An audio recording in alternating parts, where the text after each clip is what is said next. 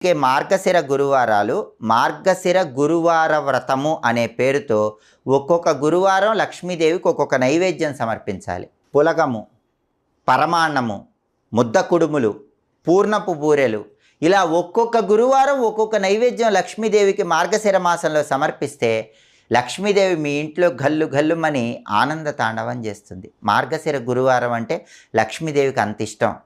అందుకే ఒక్కో గురువారం ఒక్కో నైవేద్యం పెట్టి ఆఖరి గురువారం పూర్ణపు బూరెల నైవేద్యం పెట్టండి. ఆఖరి గురువారం 5 ముత్తైదువులను ఇంటికి పిలిచి వాళ్ళ కాళ్ళకు పసుపు రాసి, పసుపు, కుంకుమ, పూలు, పండ్లు, రవిక వస్త్రము అంటే జాకెట్ ముక్క తాంబూలంలో ఉంచి, లక్ష్మీదేవికి నైవేద్యం పెట్టిన పూర్ణపు బూరెలు కూడా ఉంచి వాళ్ళకి తాంబూల వాయనం ఇవ్వండి. ఇలా చేస్తే సంవత్సరం మొత్తం లక్ష్మీదేవి అనుగ్రహం చాలా సులభంగా కలుగుతుంది.